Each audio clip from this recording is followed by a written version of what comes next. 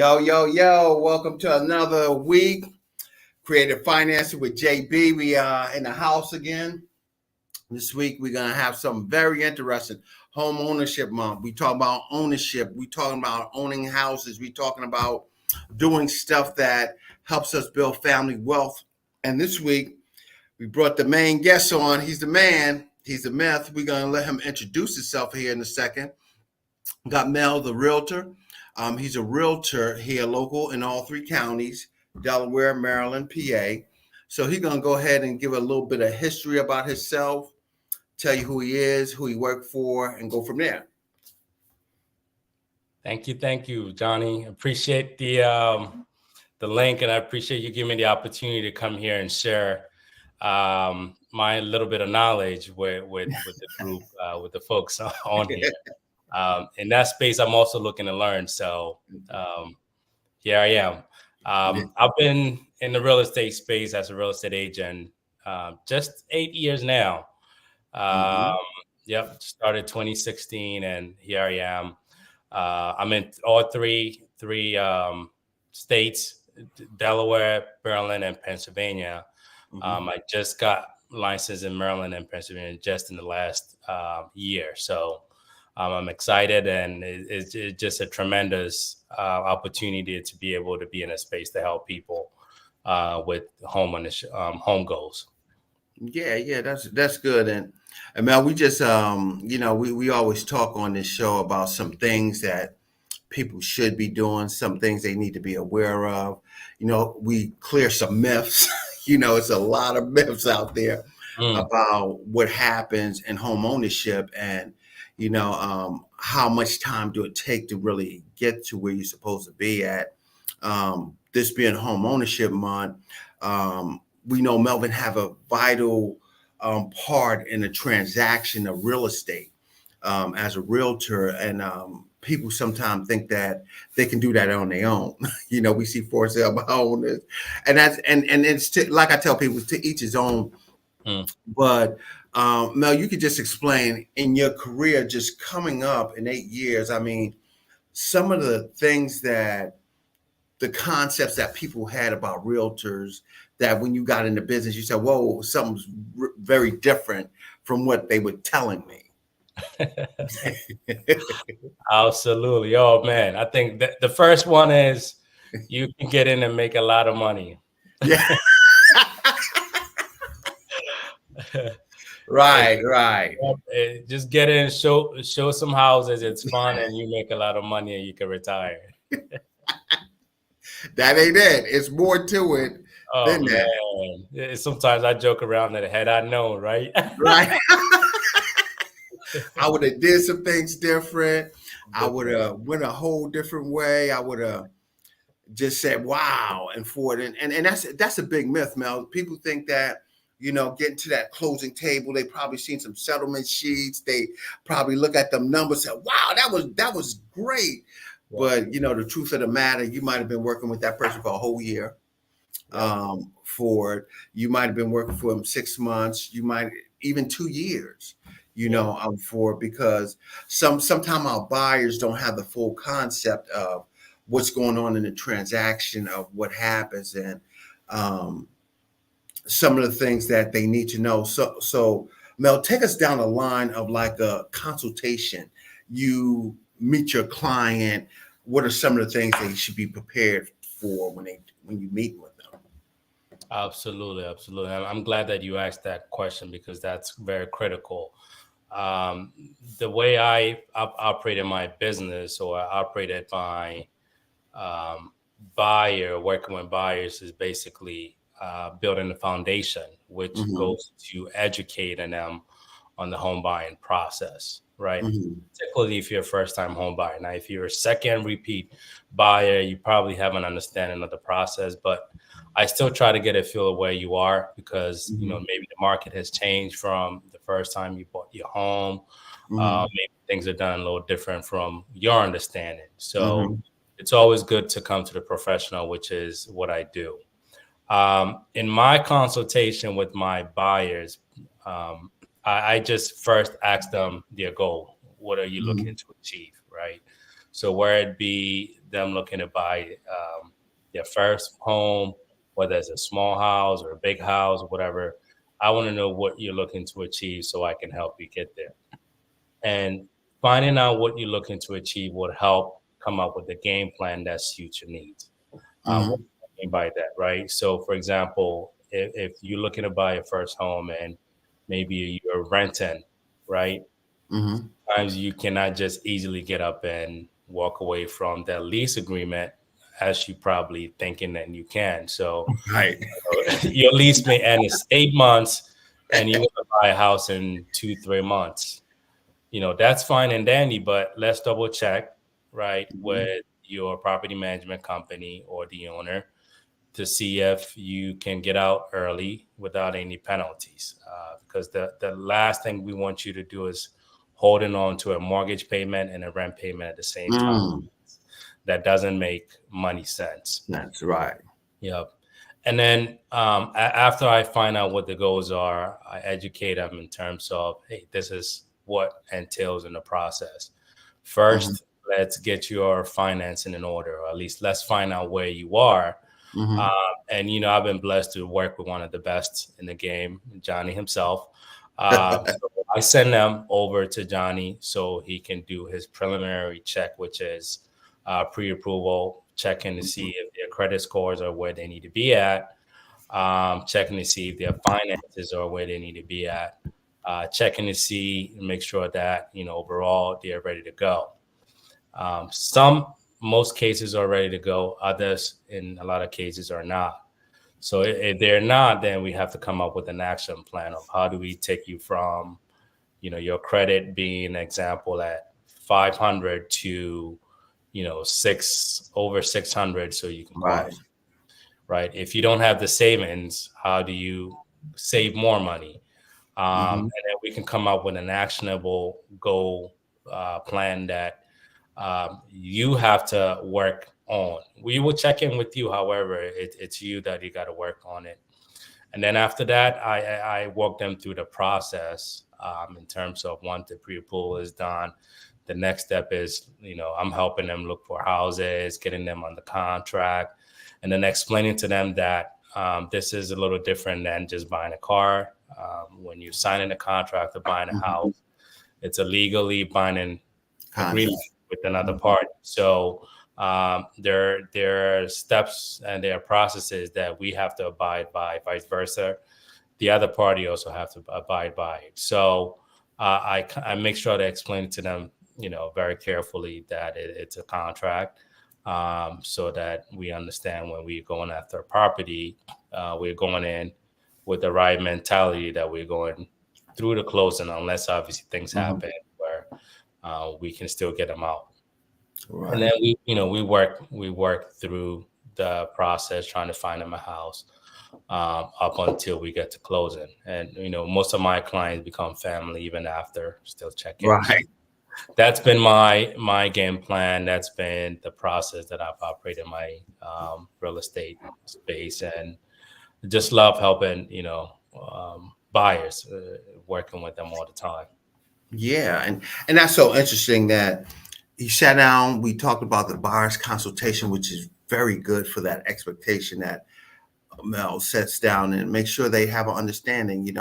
People want to walk out of leases and don't understand that that can cost you a whole deal right there. That can cost you when they verify the rents and you go back and got to send that landlord a letter to say, hey, were they a good tenant for 12 months? And Mhm. landlord said, nah, they still owe me $3,000. Boom.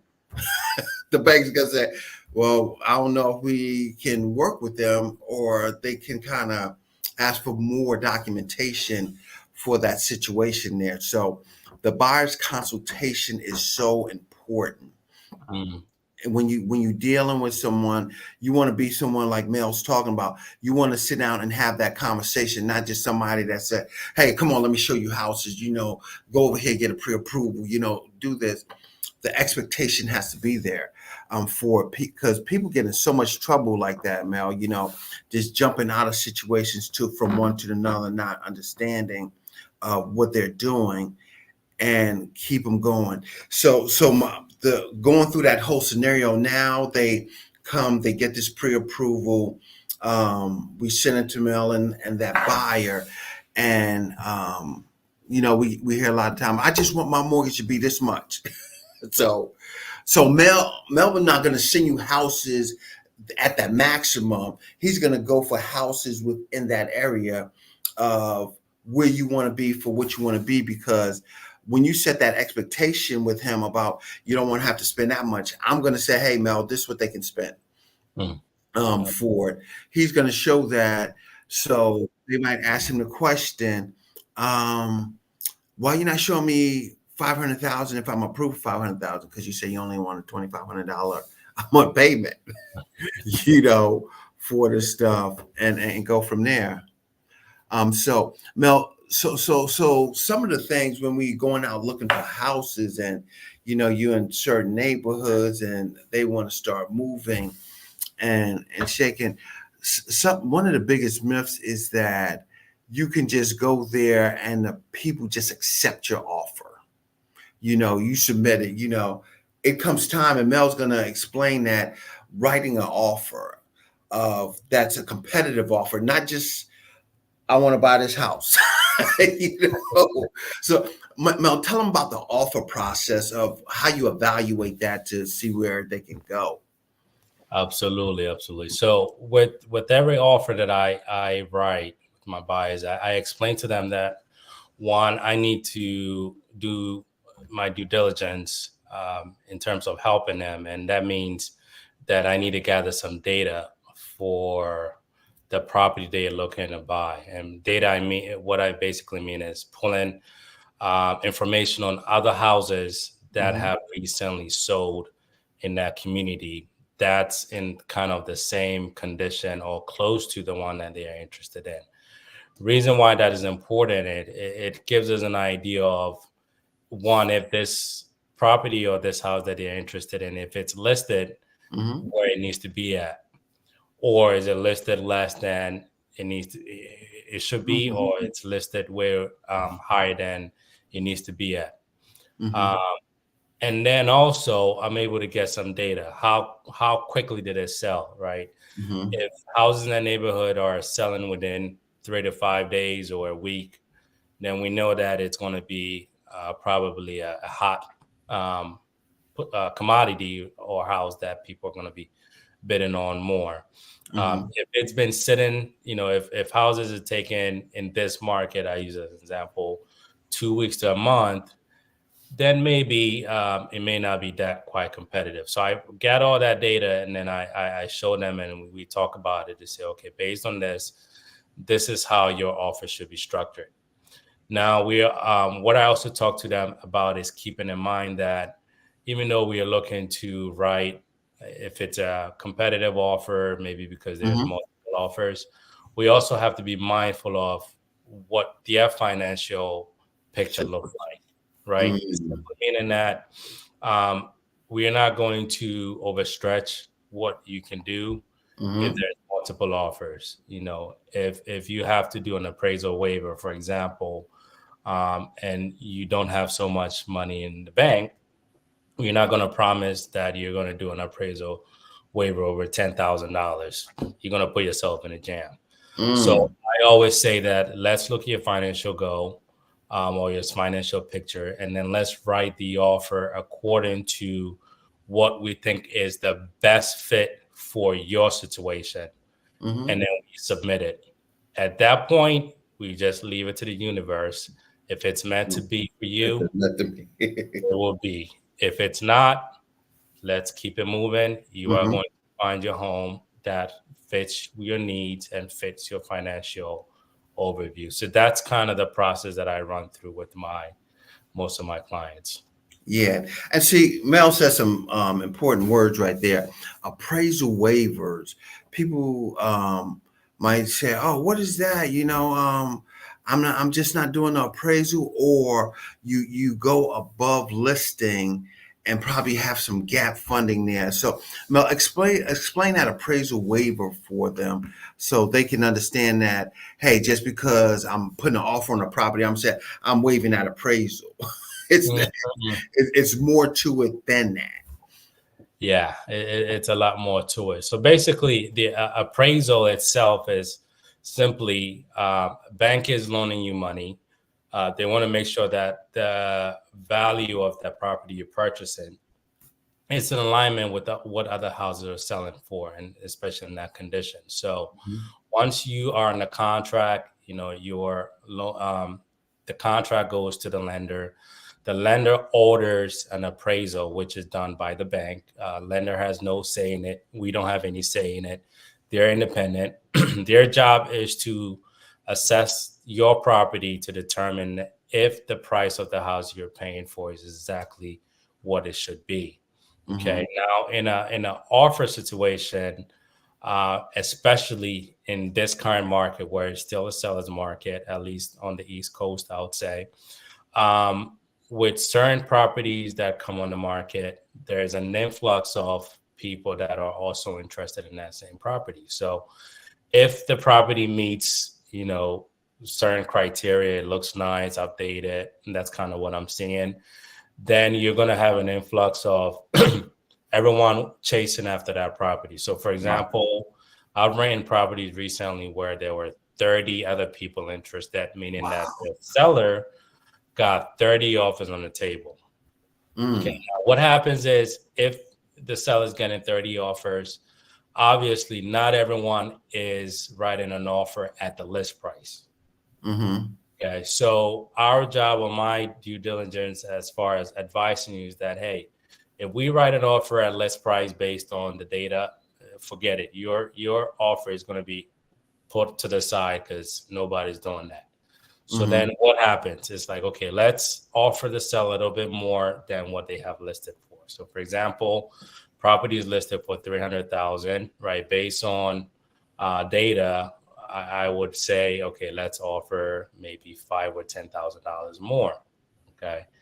Now, making that offer to the seller obviously sounds very enticing, sounds very exciting for the seller because they are now seeing that they could possibly walk away with $5,000, $10,000 more, right? But just us writing that offer does not mean that it's guaranteed. So even though we're making that, we're telling the seller, hey, we're looking to give you $5,000, $10,000 more, the seller or the seller's agent is going to advise them, wait, I know this guy said that they're willing to give you $5,000, $10,000 more, but it doesn't simply work that way. Remember, there's going to be another entity, which is the appraiser, who's going to come and evaluate your property. And they basically are there to put checks and balances on the value. So if they come and do an appraisal and they say, hey, I know you offered $305,000 for this property, but based on our assessment, this house is only still worth $300,000, which was the list price, for example. Then that means that the extra $5,000 that you promised the seller, it's not really true money. That means that the seller is most likely not going to get that because the bank is not going to give more than what they think the property is worth. So the appraisal waiver or the gap clause is simply the buyer telling the seller that, should in case your property does not appraise for what I'm willing to pay for at that $305,000, I'm willing to cover that additional $5,000 difference in a separate transaction, which may be a cashier's check or whatever it's agreed on at the closing table. So that's not money that you are coming to closing. That's not part of your down payment. That's not part of your closing costs. That's extra money that you are promising the seller that you're willing to give them if the property does not appraise for what you're looking to purchase it for. Now, the reason why it's important to be mindful when you're writing appraisal gaps is that it's not just something that you could just write in the agreement of sale or contract and think that if it doesn't appraise and you say you don't have the money, you just go and we tell the seller's agent or seller, oh, I know I told you I was going to give you $5,000. I ain't had it. I was just writing it. I'm sorry, I don't have it. Nope, unfortunately, it don't work that way. Right. We're going to hold you liable. if whatever reason you don't have that money and you cannot close, I guarantee that they're going to go after your earnest deposit for the Absolutely. amount that you wasted. So that's what the appraisal gap waiver is. It's a nice way to get offers, one, in a competitive offer situation, but you have to be mindful as a buyer not to stretch yourself. That's so important because we know everybody wants a house. Everybody wants to be in that position of getting their offer accepted.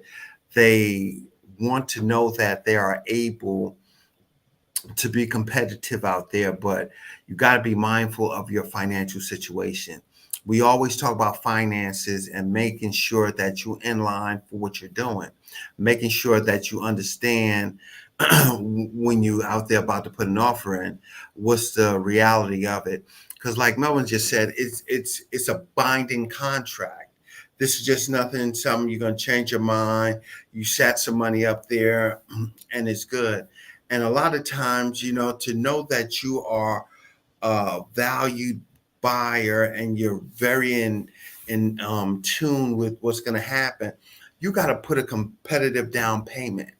Mm. I know, I know people say, "Oh man, it's a $500,000 house. I'm gonna give you $2,000." No, you're gonna give me 1% probably. you Yep. you're gonna put 1% of what that is. That shows competitiveness. That shows that you're serious about that. Because if you're hesitant about doing that, then it looks on the seller side that that person, even though this offer looks good and they want to do a gap and all of that stuff, they might not be in touch with doing this deal like Mm. they're supposed to. So they go through that. But I want y'all to take into consideration that as a realtor, Melvin done drove you around. He done showed you so many houses. He done sent you lists. He done analyzed the whole situation. He done did a buyer's consultation. So he's got hours of working, Mm. of what he's doing. And out of consideration, we got to say, hey, we got to be just forthcoming. I'm really going forth with this. I mean it. I'm doing. How do you say you mean it? Once he writes that offer, he might ask you for a copy of that check. Don't send me no pictures of cash like we on the Instagram or something.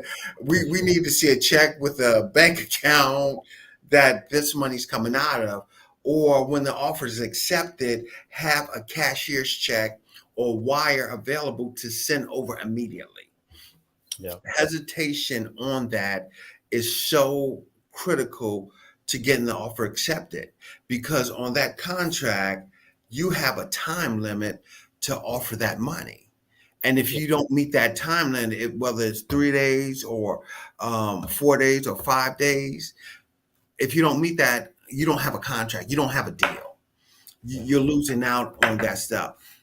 Melvin's the guy that keeps you in compliance with that. That's why you're going to get that call. Hey, when do you want me to come pick up that check? When do Yeah. you, where can we meet so we can drop this off at the attorney's office and everything, so they can know what to do.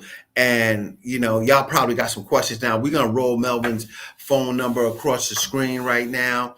So Mel's the realtor. He's at 302-312-6042. You're interested, when we finish, give him a call, so he can give you some education, because this education here, this Yes. is stuff that going through transaction after transaction, it's a lot of work. It's not a drive by night type of transaction where he's just, oh man, I'm just gonna put some numbers on the paper, because we live on reputation. Yes. The reputation of how we provide a service to our customers, and Melvin's showing you that that's why he takes a great deal in providing that good customer service to them, that good knowledge to them, that understanding of what's going on, what's happening. And Mel, you can probably break down now. We got to the thing, we seen the house, we're writing the offer, and now we have to put some hard, steadfast dates in there. Yeah. in that contract. Tell us how that works out and how those dates work out for everything to get done. Absolutely. Yep. So within the contract, there are terms that both parties have to abide by. On the buyer side, me representing you as your agent, we need to provide dates, deliverable dates when we're going to have certain things completed. Vice versa, on the seller side, they also have deliverables that they have to abide by. When we're writing that contract, or I'm helping you write that contract, I'm also looking for ways to protect you as well, right? So protecting you, meaning that if something does not go well with your financing, or if something does not go well during the home inspection process, which is very critical, you have a way out legally. So within the contract, I should say this, things start moving very fast once that Mm-hmm. contract is signed. So, initially we were just strolling around looking for houses. Now we found a house. Normally, contracts or the process takes about what, on average, 30, 45 days, right, Johnny? Mm-hmm. Mm-hmm. Yep. Yep. So we have 30 days or 45 days to get certain things completed. One, the big thing is your loan application. So Mm-hmm. literally within 5 days, what the contract says, but I always say as soon as the contract is submitted to your lender, you're talking with your lender right away to get that process started. Why? Because on the bank side, they're doing an underwriting on your file. Mm-hmm. They're going through, and Johnny will talk about it. Mm-hmm. They digging through everything, and that takes a lot of time. That takes a lot of paperwork back and forth, and you want to make sure you're on top of that. On my side, I'm making sure that we are dropping the earnest deposit off on the time that we agreed in the contract, whether it be 3 days. I'm making sure it's there the next day. I'm not waiting 3 days. Next step is we're doing the home inspections. Typically within the first 10 days we're in a contract. As soon as we're in contract, as soon as we drop that deposit off, I'm telling you, let's get your home inspection locked in. Why? Because we just have a window, remember, to get our inspections done.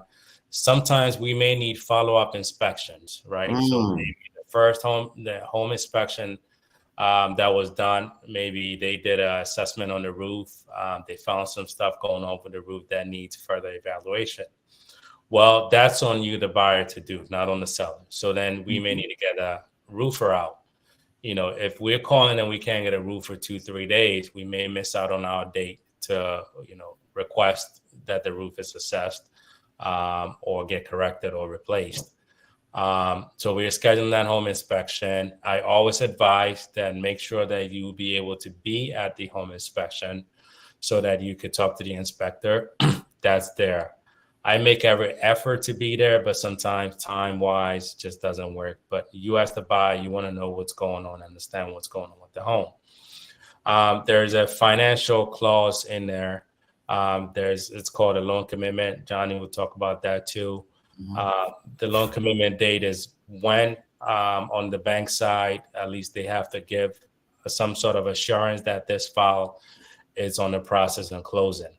That's all time sensitive, right? Mm-hmm. If we miss the date on the home inspection and we don't submit a request for repairs to be made, guess what? We've given up that time. We've given out that opportunity that you had to proceed. Not every seller is flexible to say, "Oh, I would extend it." Some sellers are not going to extend it.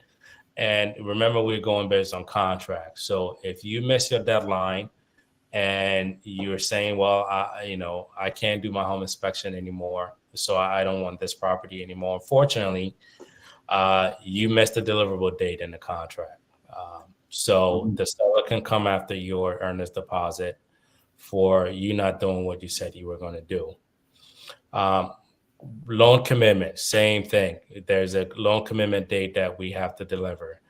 If for whatever reason you're delaying in submitting your paperwork to your lender when they're requesting it so they can't process your file, guess what? All of those are missed days that are going by where we may not be able to deliver your loan commitment. That could also affect us from, proceeding, because the seller could say, hey, you missed your loan commitment date. I had another buyer that was willing to give me $20,000 more. I'm dropping your loan. I'm dropping your offer. I'm going with the other one because you missed a deliverable. So it's very critical that from the time the contract is ratified on both sides, all parties are involved, especially you, the buyer. And when I say involved, that means that you are responding to me as a realtor for things that you need to do. You're responding to your lender for things that they're asking for. You're responding to the title company because they need information to get title stuff completed. You're responding to any party that's involved that is helping you get to the closing table in this process. And that you heard all that was so important with those dates. Dates are huge. They can make or break a deal. They can kind of destroy the whole transaction. But we said some real Melvin said something real strong at the beginning. This is a family type of environment when we get there, because you got to be forthcoming with us. You got to let us know the expectation. We letting you know the expectation. You got to let us know what's going on. If you're going to have the money, or if you're serious about it, you like the house, but it's not the right price for you, a monthly mortgage. Tell us. We got to figure that out and say, hey, this is what this is going to be. As he said, a loan commitment, we put that stuff through the underwriting. We, as a loan officer, we structure that so that we can sell the vision to that underwriter. Once we sell that vision to that underwriter, then we're able to go ahead and start moving forth, and they'll get the first part of the vision of all your bank statements, your pay stubs, your 1099s, your tax returns if you're self-employed, your W-2s, your photo ID, all that good stuff. As they said, honesty is the best policy, Chuck, when it comes to that. So we're submitting these documents, we're moving forward in the thing, so in the transaction, so we can meet these time frames. If we hesitate and miss the time frames, we're in a binding contract. Underwriters is going to look and make sure that our initial documentation is accurate. Nothing changed. You told us about the job and all that stuff. In today's industry, a lot of underwriters and companies are using AI systems. So you might not tell me about that job or that other house you have or something like that. That thing's coming up. And then I'm like, oh man, what about this house? Oh, I didn't think that matters. It matters because you got taxes on it, you have insurance on it. That's included in your debt to income ratio. Those things should never go overlooked. You tell us you're a first-time home buyer and bought a home before here. All those things add up because we're taking the time to not only structure your loan, but to make sure we sell this vision to underwriting. So the more you give us, the better we can have to support your loan so we can get approval for it. Because once we send it in, you get a conditional, or before that conditional, we're ordering an appraisal. You're spending money now. Money's coming out. So you got to have that transparency in the transaction, even with the realtor. Because when he's scheduling that home inspection, a lot of home inspectors want to get paid before they go out there. They're not say, oh yeah, I'm gonna go out there inspect and give you this report and then you're gonna pay me. Nah, our credit policy for home inspections is 100% down, no monthly payments. You got to remember that. So, we have to make sure that we are in line with that and outline the stuff. You're gonna get that home inspection and meet that time frame, but you're gonna review it with Melvin and you're gonna go through some things. You're gonna ask him some questions. He's your support staff there now to deal with the seller. So if you see something, you're like, oh man, I really don't want to do it. Might mess up the deal. You got to have that conversation. Hey, Mel, that paint look a little different and that seal didn't look like something happened up there. Can we find out per the home inspection? Melvin's going to find out for you, so you can have a clear understanding when you get in that house. That's all done. But if you miss that time frame, he can't support your your situation. We miss the things because the seller side said, "Man, we gave you time. You Yeah. missed." And you can't hold Melvin accountable if you fail to meet those time frames of paying for the home inspection, being available. As he said, you got to be available. This is your home. This is your future. This is your investment that you got to be available for. You got to indulge in, and you got to start working towards to get it done. So we go through those whole lines, and I'm pretty sure that Melvin has a list of different vendors that you'll get to choose from. He's giving you these tools so you can have some options, and you ain't out there hunting all around. You know, for home inspectors, attorneys, and stuff like that, because he's providing that service for you. But in that service time, it's time frames you got to meet. You got to be available for it. He's not just setting schedules.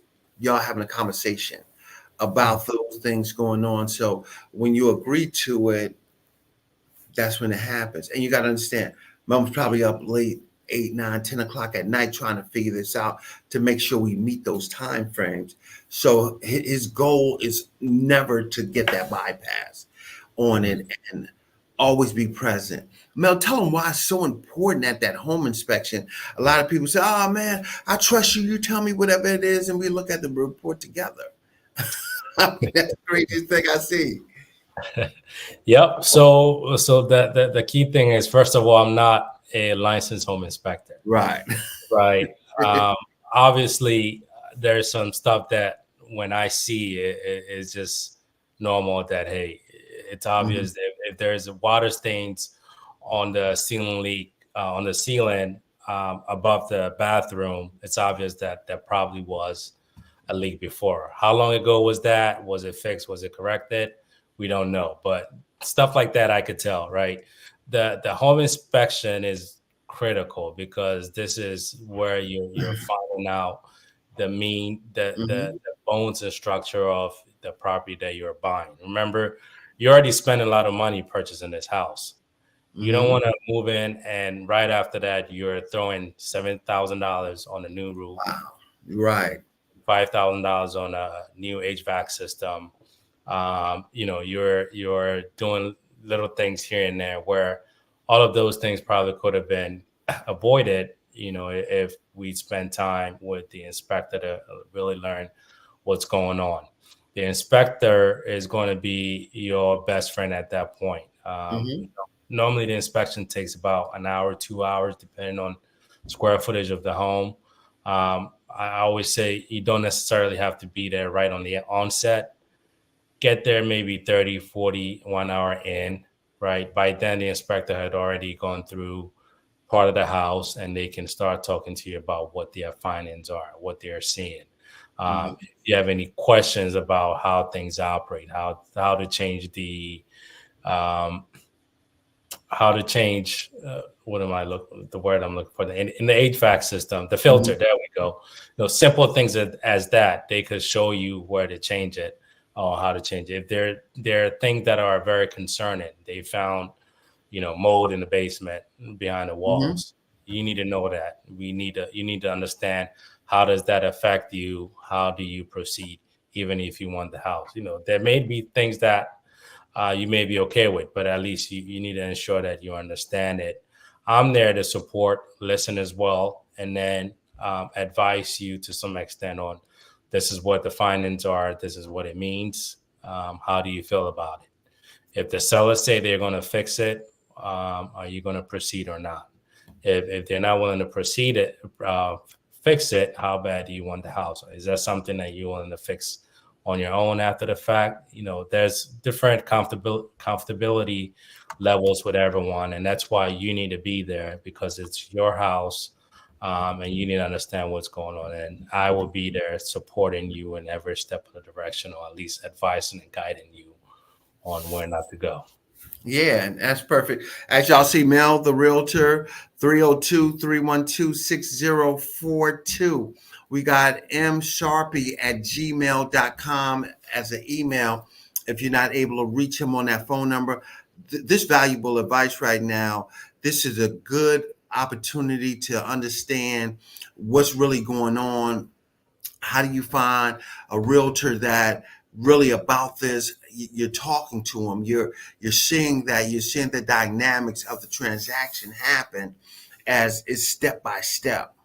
And you get there. You finish that home inspection, and you go and Melvin's thinking about if you need some repairs. He got to write an addendum for that. He's got to write that addendum. He's got to write those repairs and stuff, so he can pass that on to that seller, so y'all can have that conversation for it and stuff. And like he said, it's time frames right there. Sometimes I'm not saying this happened. Sometimes you have a lot of things that need to be fixed. You need to give that seller that opportunity to make it right before you said, no, I'm not doing this. I'm not doing this. It ain't worth it to me and stuff like that, because it might be a quick fix. It might be something that overlooked. They might have start working on other parts of the house, but didn't get into that part of the house that you see that you really need fixed, that you really need updating, or something that they didn't know that wasn't working. Because some of our sellers don't live in the house. They're rentals. They're stuff where they inherited from their parents. It's so many things that happen there that don't believe that they don't want to do it. They do want to do it. They want to fix it, but it comes through your realtor selling that and passing that on with that addendum, passing that on to make sure everything goes from there. We finished that home inspection, and now we're setting up this appraisal. We're getting to the final clutches of the transaction. That appraisal is what makes you or breaks you. And Mel said this earlier, and I'm gonna let him chime back in on this. Remember, he was talking about gaps and appraisal waivers and stuff, those prices. This is where we see what we wrote that contract for. Is it worth it?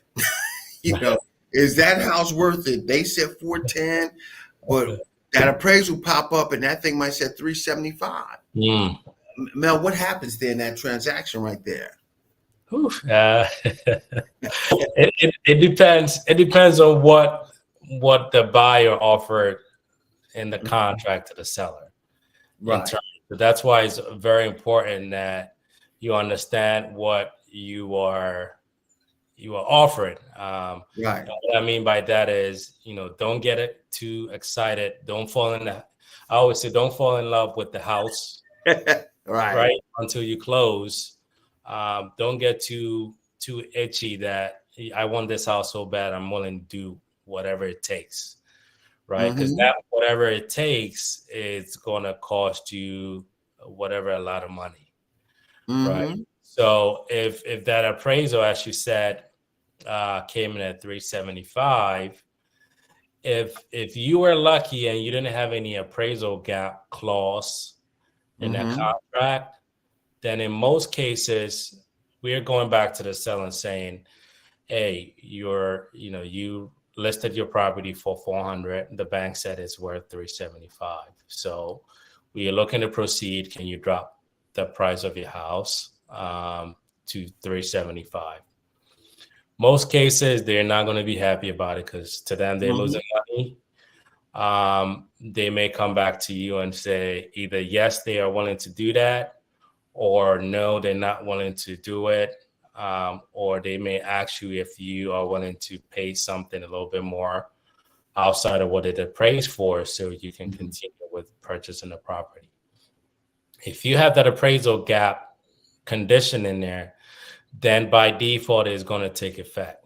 Okay, so whatever that number is, if it's 10,000 again, then you put in there, then that seller is going to hold you liable for that full $10,000 extra that you have to come to closing with. If it only appraised for, maybe you said 10,000, but it only appraised for 7,000, then you're looking at 3,000. So wherever that number is in between, makes the difference. But yeah, once that appraisal comes in, if it comes in lower, then we are going back to what does the contract term say? Right. And if you're lucky that you didn't have any clauses on the appraisal, if it's lower, then you have an upper hand as the buyer to go back and try to negotiate the price down. Mm-hmm. Now, on the flip side, it may appraise for higher than what you offer it for, right? Which Mm-hmm. is always a great thing because then you know that you got a good deal. You bought the house for less than what it's actually valued for. The sellers never find this information out because it's only for your information purposes, and then you just keep it moving. And that's so important there, that that price of the house is what it stands for. Because if it don't appraise for that, you got to remember that, am I writing a good offer for that? Am I taking into granted what these houses sell for? Because Mm. everybody believes their house is worth a certain amount because it's an emotional attachment. You've been Yeah. there for a while, you have did some upgrades to it, you felt that you maintain a good house, so you felt that you want to set that value in that community. It doesn't always work like that. That's why you might offer something higher, but they don't accept the offer because they, want a gap clause because they know it's probably not going to go there, or they're going to go to the next appraisal in line, not appraisal, but next offer in line for that. And sometimes people get confused with that, for that, oh man, I offered more, so they should have took my offer here, but it wasn't going to appraise in here. You didn't give no gap clause, you didn't do nothing, and all of that.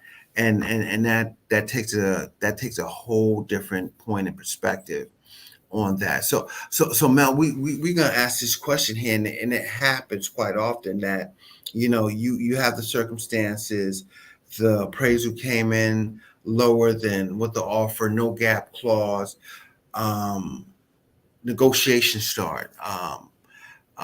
The topic of conversation is, where do we go from here with that? Yeah. It depends.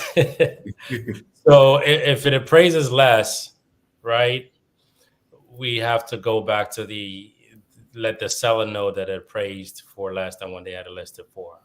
In most cases, they're going to ask for the appraisal report, right? They want to make sure that you're telling them Mhm. exactly what it says. As a buyer in this case, in this situation, I would say, yep, just hand it over to them, let them see it, that it's not you Mhm. making that up. um, the seller may decide, like, to sell it to you for what it appraised for. Sometimes they may ask you to pay a little bit more. And if for whatever reason he just is not willing to budge, then unfortunately you just have to forego that property. If he's not willing to drop the price of the house to what the bank is willing to finance it for, and you're not willing to pay more, and at that point both of you are not in agreement, the Mhm. contract does allow for the contract to be voided, and Mhm. you have to buy a get your earnest deposit back so you can move on and find another property, in that particular case. Now, if he agrees, whatever agreement comes in, then there's an addendum that's signed, basically stating that both parties have agreed to adjust the price to the new price, and that addendum goes to the lender, it goes to the title. Everybody now knows that there's a change in the terms. Everybody signs off, and things keep proceeding accordingly.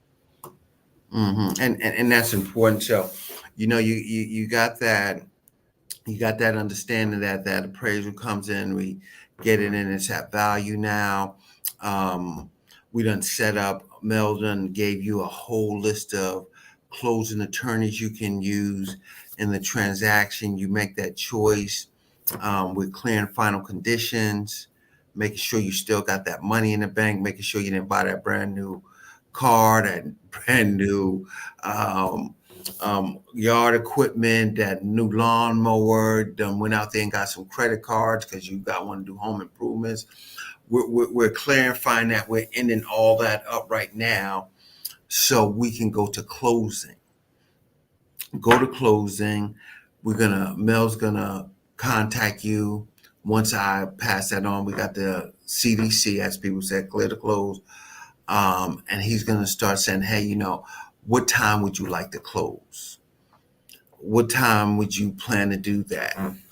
You provide that information to him, and then Mel takes you through the final walkthrough before we go to the table. And Mel, tell them about the final walkthrough. Is it just for them to just go around and use a selfie and take them pictures? Or, is it say, hey, I got it yet? This is the opportunity to do your final walkthrough. And Mel will explain that to you. Yeah, that's funny you did that. Mama, we made it. But yeah, but we're not even at closing yet. Right. So, the final walkthrough is very critical, right? So we've done a lot of work from the beginning to the end. You've done gone through inspections. You then agreed on the terms, within the contract. Both parties agreed that the seller is going to leave the refrigerator, the one that was in the pictures, the one that you saw when you walked the house, not the one in the basement or in the garage, not the white one, right? Right. So that final walkthrough is basically your opportunity to make sure that the house is exactly how it looks when you walk through it. There's no scratches on the wall. They haven't scratched the floors. Whatever was agreed on in the contract in terms of what's staying behind is still staying behind. Nothing is taken. Whatever was agreed in the contract that it's going to be gone is gone. Not a garage still full of junk or pile, right? The home inspection that you did, an opportunity to, because now you have receipts that shows that you did they did exactly what they were supposed to. Some people will want to get the home inspector back to do a second inspection to confirm. That's fine. Others are okay with just having receipts from the licensed professionals that did the job to validate that the job was done. So that walkthrough is going to make sure that all the agreements are still in place. The house is just what it is. There's no new issues, right? New issues meaning that you go through the final walkthrough. It rained last night. We had a puddle of rain. You go in there. The day you walk through the property, it was a beautiful sunny day. There wasn't rain, so you didn't see nothing going on in the basement. Now on the day of closing, you're happy. You're going downstairs to check the basement because you got an idea of what you're about to do with this basement. So let me go in and start taking measurements. And you walk in and bam, there's water that's flooding down the basement. What happened? We had a lot of rain over the last 2 days. Water is creeping in from somewhere. So now there's a big problem. You're not closing at that point. Right. So that walkthrough is when we check and make sure that things are what it's supposed to. And if not, we hold the seller accountable at the last hour before you sign off and get the keys to your home. Yeah, and as we said, anything can happen through that last walkthrough. We want to be very, very detailed when we're looking at that stuff that was there. No holes, no new stains, no new damage to something. As he said, water puddles, because those are things that can change the whole trajectory of that transaction. It could have went all the way left right there at the end after you put that hard work in, that all that time you felt you wasted. It can be disheartening, but it's a very, very tight situation of where great can become bad. So we do that final walkthrough. Walkthrough's fabulous. Everything's good. Nothing changed. We got a solid foundation, no leaks, no nothing, all appliances in place, all systems a go. Our next thing that we do is get ready to sit at that settlement table. Yes. You're going to get that great feeling, but you're going to get a call and say, hey, this is our cash to close. You pick up your check prior to closing and you bring it with you to the closing, or you're going to do a wire. I want to say this real good on wires. Please call your closing attorney prior to sending the wire to confirm nothing has changed, to confirm they sent you the right instructions. They tell you that in their emails to confirm that so you won't send money to the wrong place and you're out of money. You lose the whole transaction at the end because you failed to confirm those wiring instructions. You failed to confirm making sure that the money's going to the right entity, right law firm, and everything's a go. So when you sit at the table, you start signing off the papers and everything's done. Mm-hmm. At that point in time, we sit down and we understand one thing, that we have reached the end. We're going into a home and we're in a situation where it's a 30-year mortgage, 20-year mortgage, 15-year mortgage, whichever amount of years you choose. Um, and it's a big transaction, and that's Isabel saying that walkthrough is crucial prior to that closing, because if it's corrections needed, as she stated, even with new construction, you can have corrections. Yep. You might need some repairs done. Regardless if it's new or not, they might have framed the window. It happens. It's human error. Can it be fixed? Absolutely, but it has to be fixed prior to signing. Yep. Because once you signed off, once you said that everything's a go, you're responsible. Yep.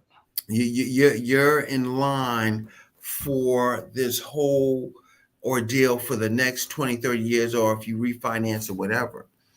And it's so crucial. That's why I'm gonna say right now, Melvin Sarpey, his number is 302-312-6042. Set up your consultation.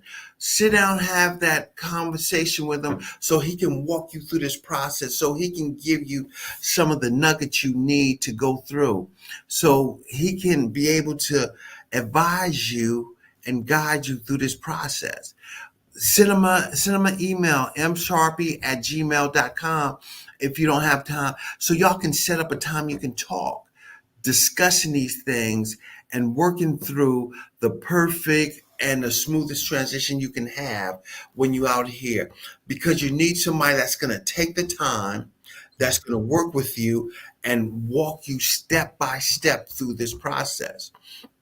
In closing, I'm gonna let Melvin have a little words about making sure we find the right person for the right job, which is Mel.